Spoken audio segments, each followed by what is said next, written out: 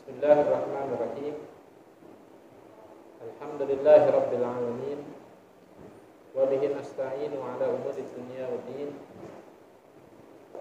Wassalatu wassalamu ala sayyidil mursalin sayyidina Muhammadin khatamin nabiyyin wa ala alihi wa sahbihi ajma'in.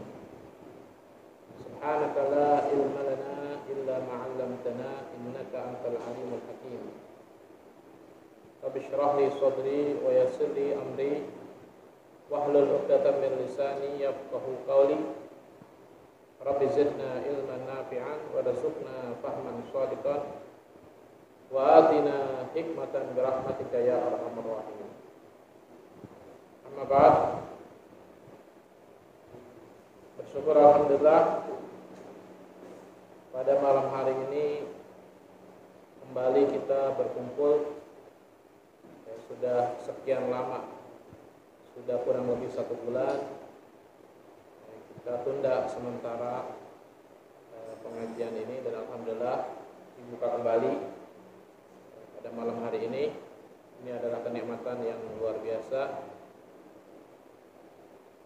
yang Allah berikan kepada kita semua, sehingga kita dapat kembali menuntut talabul ilm, menuntut ilmu agama. Kita dapat kembali mengkaji kajian fikih yang biasa dikaji setiap pekannya, yaitu dalam kajian fikih dari kitab Safinatun Najah, yang melanjutkan kajian sebelumnya, yaitu sebelumnya sama-sama telah kita kaji tentang syarat-syarat istinja. Syarat-syarat istinja. Kemarin membahas istinja dengan air dan istinja dengan selain air. Istinja dengan air, yaitu syaratnya airnya harus tahir mutahhir, dan juga harus istinjanya itu harus sampai bersih. Adapun syarat istinja selain air, baik itu dengan batu atau dengan tisu, itu sudah panjang lebar dibahas. Langsung saja untuk mempersingkat waktu, masuk dalam pasal berikutnya. Waqala al-mu'allif rahimahullahu ta'ala wa nafa'ana bihi wa bi ulumihi fid dharain amin. Faslun furudul wudu'i sittatun. Al-awwalu an-niyyatu. Ats-tsani ghuslul wajhi. As-salisu ghuslul yadaini ma'al mirfaqaini. Ar-rabi'u mashu syai'in minar ra'si.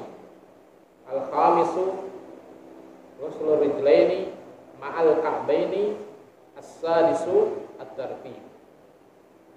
Jadi pada malam hari ini menjelaskan tentang fardu-fardunya wudu. Jadi kita jangan sepelekan. Jangan kita sepelekan wudu gampang. Tapi dia ada yang enggak dijalani fardunya, maka wudunya bisa enggak sah. Kalau wudunya enggak sah, sholatnya enggak sah. Makanya jangan kita anggap remeh. Berapa banyak orang yang menganggap remeh, kemudian dia terjerumus pada sesuatu yang menurut agama, menurut syariat Islam, hal tersebut tidak sah. Menjelaskan tentang fardunya wudu ada 6. Fardunya wudu ada 6. Mesti kita perhatikan. Al-awwal an-niyat. Yang pertama adalah niat.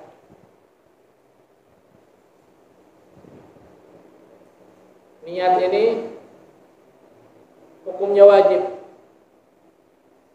Untuk apa adanya niat? Untuk membedakan cuci muka biasa sama cuci muka buat wudu. Itu manfaatnya, faedahnya niat. Itu diantara faedahnya niat. Dan juga Al-Imam Syafi'i mengambil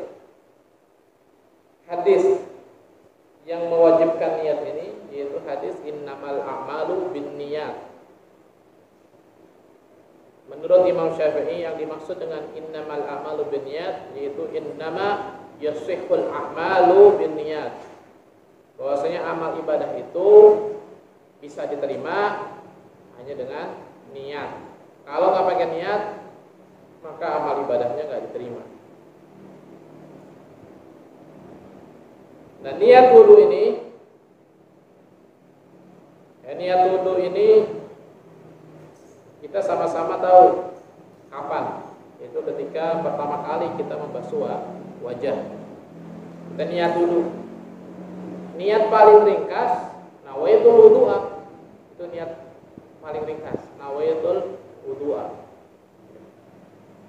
Jadi niat wudu itu ada banyak. Bisa nawaitul wudu'a, bisa nawaitu fardhal wudu'i. Bisa juga pengen lengkap katanya, nawaitul wudu'a bi raf'il hadatsil asghari fardhal lillahi ta'ala. Bisa. Atau bisa nggak pakai wudunya, nggak dipakai, nggak disebut. Nawaitu raf'al hadatsil asghar. Bisa juga. Atau bisa juga niat nawaitu taharata lis-shalah. Nawaitu taharata lis-shalah. Aku niat bersuci untuk melaksanakan sholat. Misalkan saya nggak bisa bahasa Arab, pakai bahasa Indonesia boleh? Boleh. Misalkan saya niat wudu, boleh, sah. Ringkas banget. Nah, saya niat wudu. Saya niat bersuci untuk melaksanakan sholat, sah.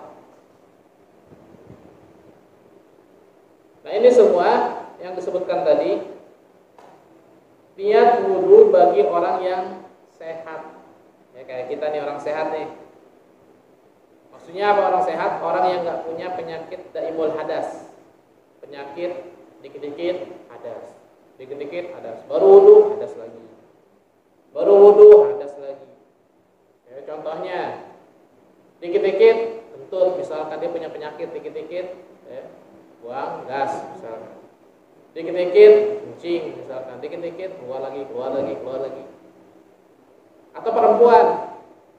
Ya, perempuan dikit-dikit keluar darah, bukan darah head. Ya, kalau darah head ya dia nggak boleh wudu ya.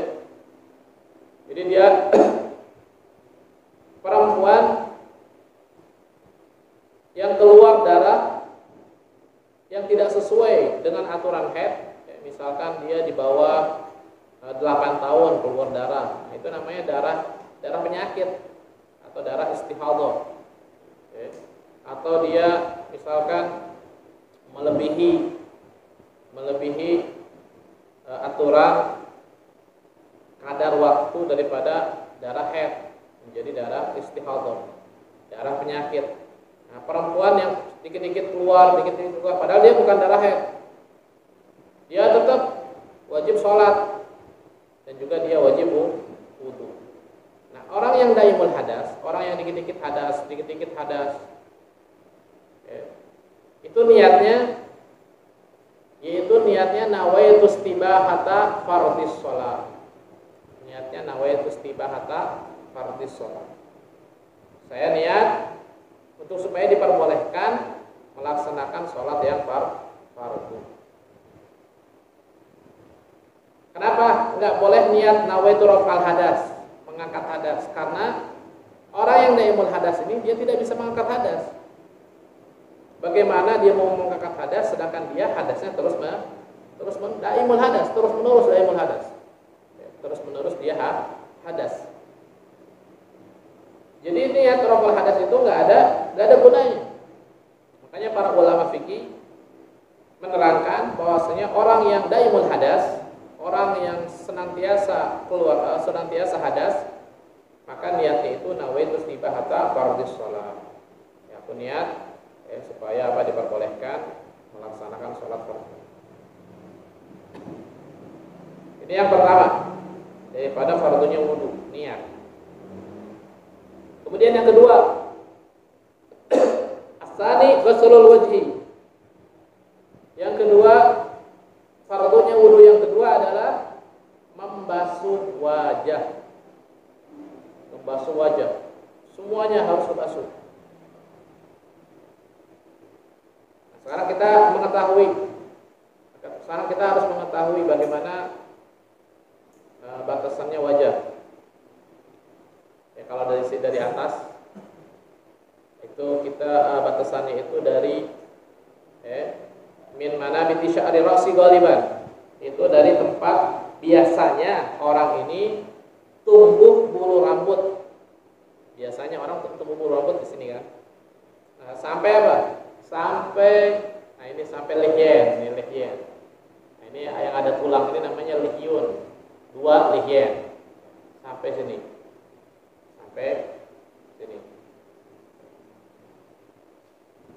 Kemudian lebarnya, lebarnya dari telinga sampai telinga.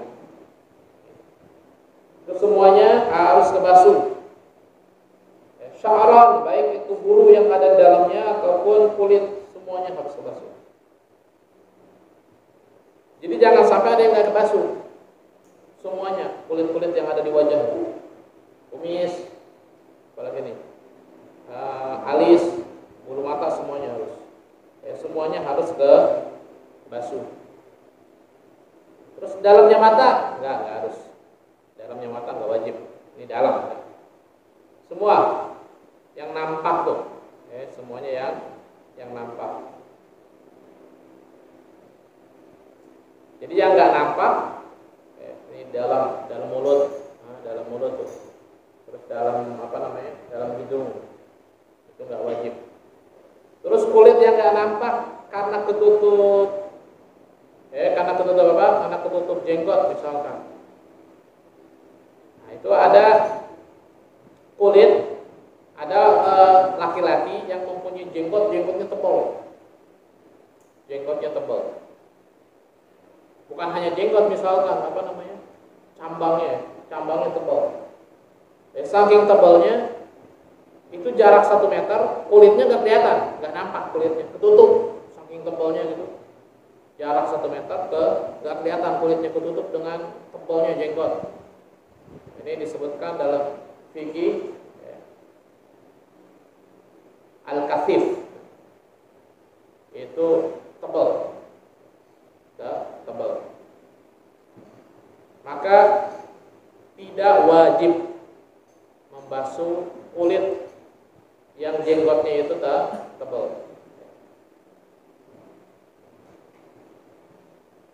Tapi kalau seandainya perempuan jenggotan misalkan, tetap wajib perempuan. Ini khusus laki-laki. Laki-laki jenggotnya tebal. Itu jenggotnya tebal sekiranya 1 meter itu nggak kelihatan dia kulitnya. Jadi semua yang ada di wajah, bulunya itu harus kena basuh. Ini diperhatikan perempuan, khususnya perempuan atau laki-laki yang rambutnya panjang. Jadi yang rambutnya panjang, laki-laki ataupun perempuan, diperhatikan. Ada beberapa rambut yang tumbuhnya itu di sekitar wajah. Itu harus dibasuh. Contoh, banyak perempuan ini rambut tumbuhnya itu di sekitar cambang. Rambut tumbuhnya di sekitar cambang. Ini bagian wajah harus kena basuh. Nah, sebagian perempuan kalau wudu dikebelakangin. Nah, ketika membasuh wajah, bulu wajahnya itu nggak kebasuh karena dikebelakangin. Disangkanya dia itu rambut, padahal itu bulu yang tumbuh di wajah. Jadi rambut atau bulu yang tumbuh di wajah itu wajib dibasuh. Misalkan ada orang di sininya tumbuh rambut, jidatnya tumbuh rambut misalkan, wajib dibasuh, wajib dibasuh. Semua bulu, baik itu bulu tipis, bulu tebal, wajib dibasuh.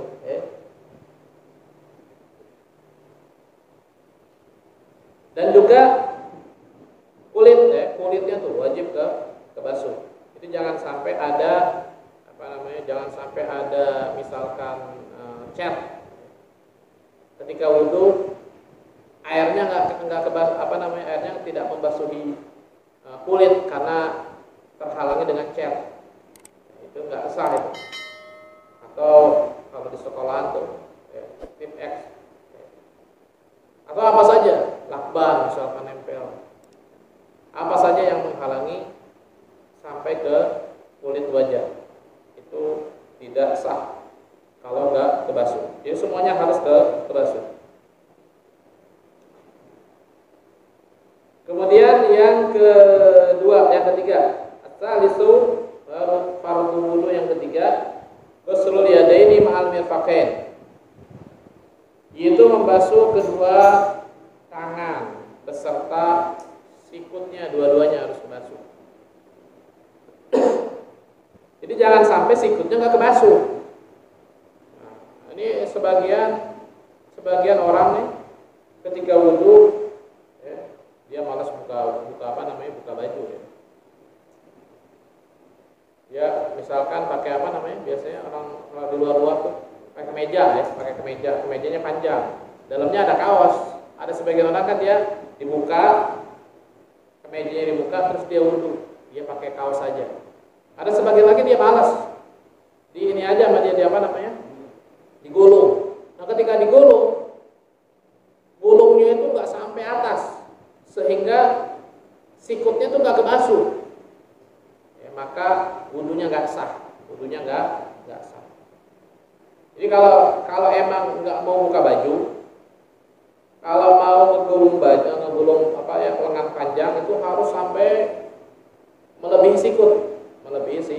Jadi ngebasuhnya itu melebihi sikut sedikit. Jadi jangan sampai ngepas, lebih sedikit. Jangan bakil-bakil ya.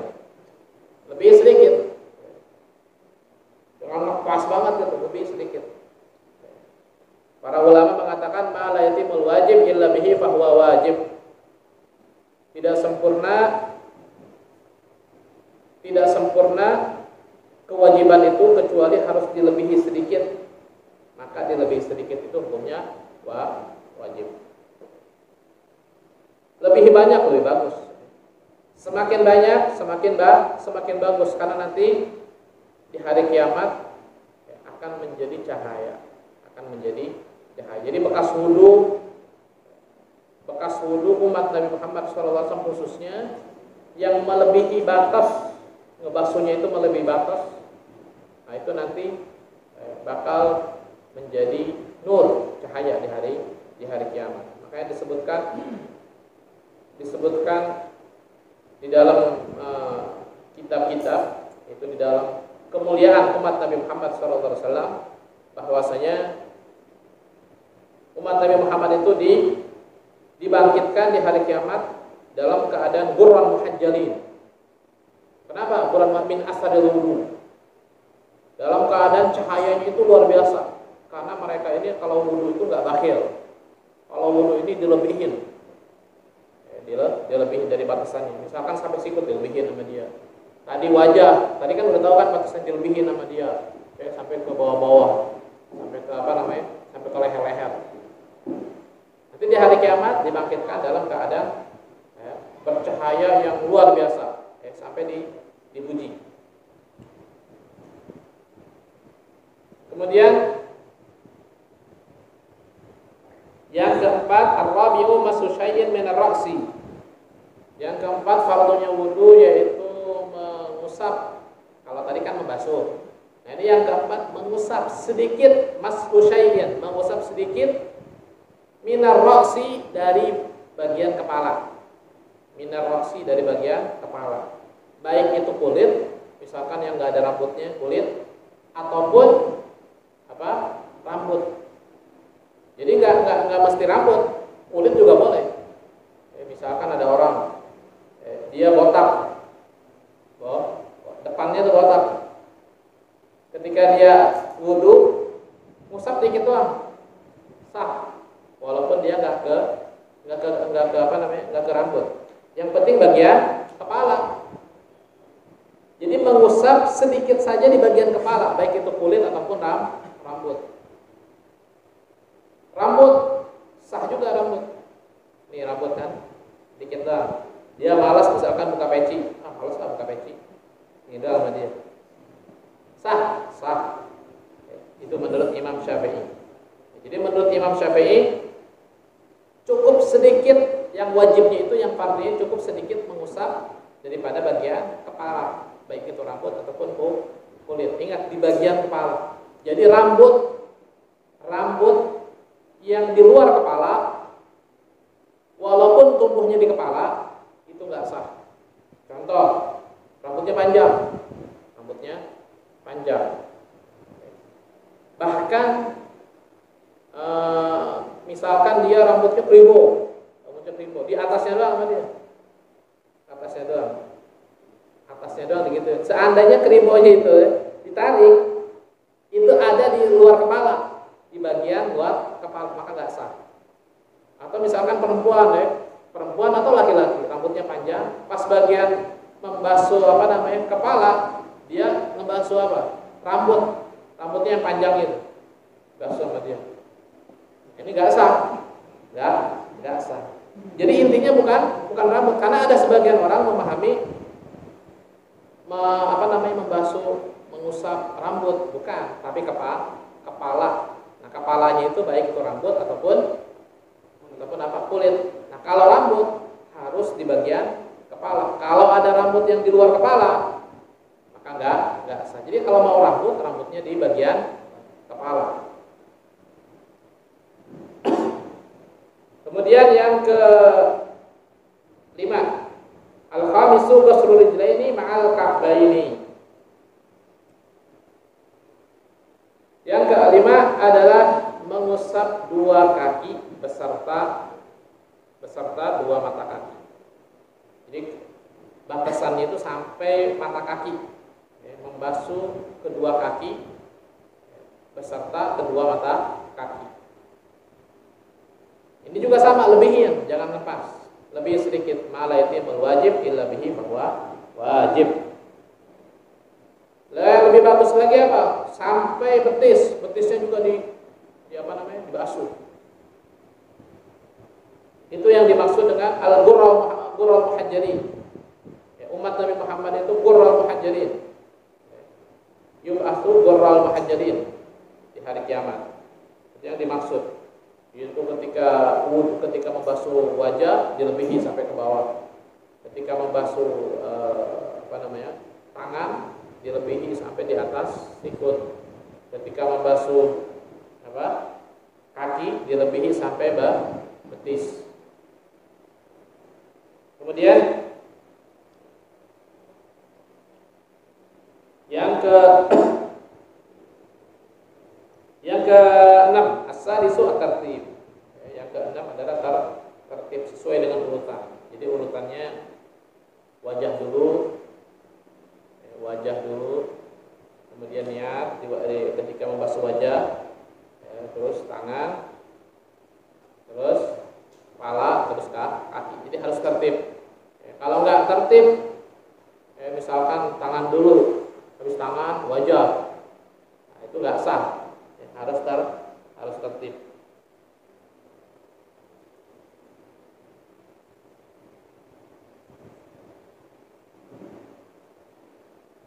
Adapun umur apalagi tadi? Istinsyak. Nah, itu hukumnya sunnah. Itu hukumnya sunnah. Jadi jangan sampai kita tinggalin. Jangan sampai kita meremehkan sunnah. Kita udah tahu nih fardunya wudu ini segini doang dikit. Nah, kita mengetahui fardunya wudu, jangan sampai kita ninggalin dan meremehkan sunnah. Jadi sunnahnya sebelum wudu itu siwak dulu. Kemudian kumur, kemudian membasuh kedua tangan. Baca bismillah. Terus kumur 3 kali, terus istinsyak 3 kali. Jadi kalau disebut sunnah itu panjang, karena sunnah wudu itu banyak sekali. Ini ringkasannya saja. Terus habis wudu baca menghadap kiblat, baca doa habis wudu. Kemudian pasal menjelaskan tentang niat. Jadi tadi sudah dibahas, niat itu adalah faslun an-niyatu qasdu syai' muqtarinan bi fi'li. Jadi niat itu bermaksud sesuatu berbarengan dengan pekerjaannya. Wudu niatnya berbarengan ketika membasuh wajah. Salat niatnya kapan? Berbarengan ketika takbiratul ihram. Jadi niat itu berbarengan dengan amal ibadah tersebut, kecuali puasa. Kecuali puasa, niatnya kapan? Niatnya sebelum puasa, sebelum fajar, sebelum tulu'ul fajar. Kita mulai puasa kapan? Ketika tulu'ul fajar. Ketika tulu'ul fajar sampai maghrib. Nah, niatnya kapan? Niatnya sebelumnya. Niatnya dari maghrib sampai tulu'ul fajar. Tulu'ul fajar udah habis waktunya. Kalau puasa Ramadan. Nah, kalau puasa sunnah niatnya itu sampai zawal, yaitu sampai matahari tergelincir. Makanya kita kalau niat nawaitu shauma godin. Nawaitu shauma godin. Saya niat puasa hari esok. Niatnya kapan? Malam kan? Puasanya kapan? Hari esok. Itu berbeda dengan puasa. Adapun yang lainnya, wudu, sholat itu berbarengan dengan amalnya, berbarengan dengan ibadahnya. Wa mahalluha al-qalbu, dan tempat niat itu di hati. Jadi nggak mesti dilafadzkan, nawaitu, nggak mesti. Mas, dalam hati cukup. Dalam hati cukup. Wa talaffuzu biha sunnatun. Adapun dilafadzkan itu hukumnya sunnah. Kita sebelum sebelum sholat. Ya, sebelum sholat kita lafadzkan dulu usolli, misalkan fardhu isya'i, imaman atau makmuman lillahi ta'ala, itu dilafadzkan itu sunnah. Ya, supaya ketika kita takbiratul ihram kita mudah untuk mengamalkan di hati kita niat usolli fardhu isya'i imaman lillahi ta'ala. Waqtuha inda ghusli awwal juz'in minal wajhi. Waktu niat ketika wudu yaitu pertama kali ketika awal membasuh bagian daripada wajah. Ketika awal kita membasuh wajah itu tempat waktu kita niat wudu. Wa tartibu alla yuqaddima udwan ala hukmin. Dan juga tertib tadi sudah dibahas. Itu jangan sampai alla yuqaddima. Jangan sampai mendahulukan udwan ala udwin, mendahulukan satu anggota ke anggota yang lain, mendahulukan misalkan tadi sudah dibahas, mendahulukan tangan daripada wajah atau mendahulukan kaki daripada kepala. Kemudian pasal berikutnya yaitu tentang air. Insyaallah nanti membahas tentang air. Jadi nanti insyaallah membahas tentang air yang 2 kullah dan air yang di bawah 2 kullah. Nanti insya Allah dibahas patokannya berapa, takarannya berapa, liternya berapa, terus bagaimana kalau seandainya kejatuhan najis. Allahu a'lam bishawab.